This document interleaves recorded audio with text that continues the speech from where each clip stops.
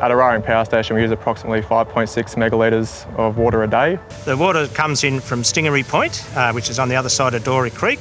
It comes in there through caissons, which comes underneath Dora Creek, and it comes up on the other side, where it flows down here to the pumping station. Once the water comes here, it comes up to the trash racks. The trash racks are there to remove any flotsam and jetsam or weed or tree branches that have fallen in there. And then the water passes through the trash racks into the rotating screens, where any additional weed or if there's marine life caught in there, that'll go up into that. It'll go into a sluice, it'll go over to a weed settling pond, and if there's marine life in there that it's captured, they will be able to then escape from the weed settling pond via the fish return canal, which goes back down into Lake Eraring.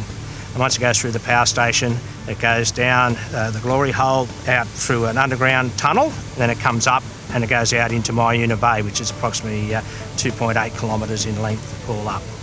We have 6-7 megawatt pumps down here at the cooling water pumping station.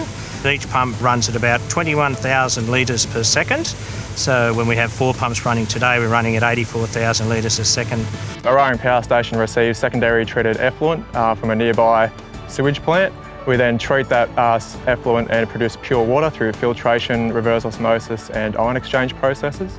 We use pure water at Eraring Power Station to minimise corrosion in the boiler and the steam cycle. So that pure water we create is then pumped to the boiler. And that's then used to produce steam to spin our steam turbine. And that steam turbine is connected to a generator which produces the electricity here. So for the pure water we make on site, we use approximately 66% of reclaimed water to produce it.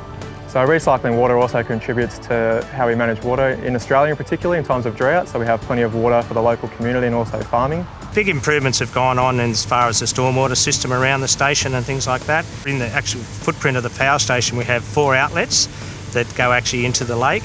And of that stormwater system, we've fitted 4 emergency gates on those. So if we have an accidental spill or anything in that, it's picked up by the monitoring section, monitors. Those gates will automatically close, an alarm will be raised and the operators will investigate it. And then if there is a spill, we will pump it out. The temperate reservoir was constructed about a decade ago. It roughly holds about 810 megalitres of water. We predominantly use this in the summer months to help keep the water going back out to the lake under 35 degrees. We take water samples from the dam. We also do empty the dam on regular occasions and get some civil inspections done on the dam walls to ensure the stability of the structure.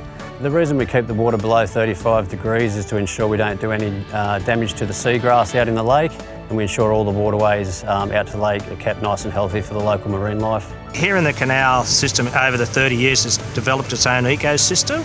We have a great variety of marine life here. We've done surveys with the Department of Primary Industry using cameras as well.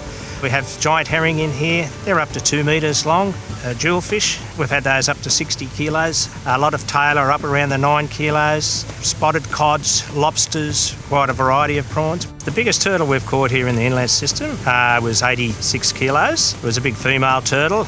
She was captured here in the canal system. She was then released into the ocean. Sometimes we do have turtles or fish that are injured, and we'll rescue them from the water system here, and then we'll take them down to Taronga Zoo Wildlife Hospital and get them cared for, and then we'll release them back into the wild. Oh, it's a real pleasure to work in such a great environment here. You know, I'm pretty lucky. I've got one of the best jobs in the station, and that to come down here and view this and have a look at the marine life. It's just a great ecosystem to see that they're pretty much protected here, that no one can get in here and fish for them, and so it's just taking nature back to where it should be.